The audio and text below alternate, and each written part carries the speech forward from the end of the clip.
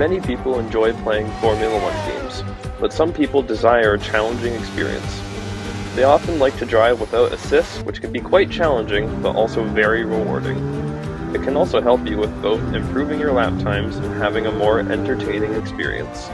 This video will teach you how to drive without traction control and ABS in F1 23. The first thing that you will want to do is try driving on a track that has a good mix of low, medium, and high-speed corners. For this video, I am going to choose Australia. Once you decide on a track, the next thing that you need to do is find a good setup for the track. Each track has a difference in what setups are best, so I recommend looking online at setups that people have made. Having a good setup allows you to be more aggressive on the throttle and brakes, which will improve both consistency and lap times. Once you are comfortable with the handling of your setup, switch traction control to medium. Using medium traction control allows you to be faster, but be careful not to be too aggressive or else you could risk spinning the car. After you have learned how to drive with medium traction control, try turning it off completely. The first thing that you will notice is how different it feels and how difficult it is to control. You won't be able to be as aggressive with the throttle now. If you use too much, you can spin the car much easier than when using medium traction control. Now that you have switched to no traction control, the first thing you need to learn is to drive in low speed corners. When you enter the corner, try using around 30 to 40% throttle pressure, and then smoothly increase to 50 to 70% on the exit. Then you can increase to full throttle pressure once the car is stable.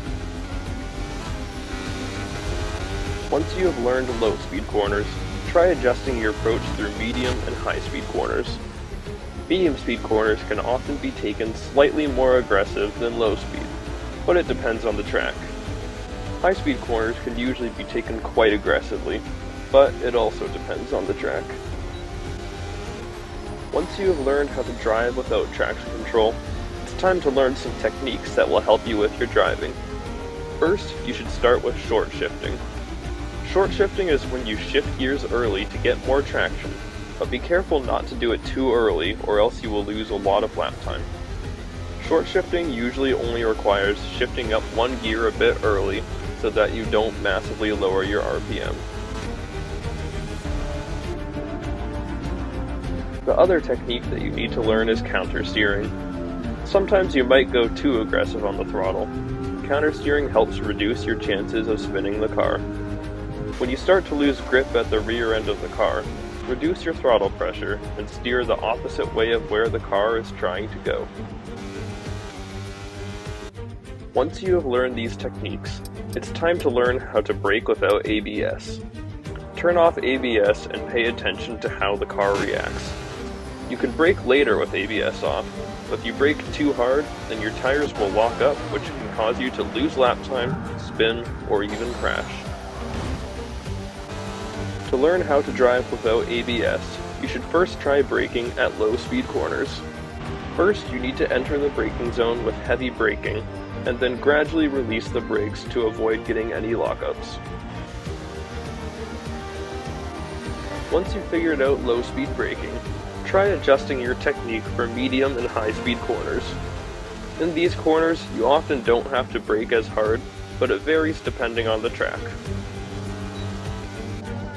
Once you have learned how to drive in most corner layouts, try learning unique corners that require a different approach to both acceleration and braking. When learning unique corners, try challenging tracks like Monaco, Azerbaijan, and Singapore. After that, you need to learn how to drive in wet conditions. Driving in wet conditions requires a higher downforce setup, but there are also some other changes that you may need to make. Some of the strategies for driving in wet conditions are to be more careful on acceleration and braking, as well as using techniques like short shifting and counter steering. The amount of grip that you have will depend on how wet the track is, so be careful not to push the car too hard. Once you have learned how to drive in all conditions, you should analyze your mistakes so that you can refine your skills to improve your lap times, confidence, and consistency. Just like that, you have now learned how to drive without traction control and ABS in F123. Now, it's time to head down to the track.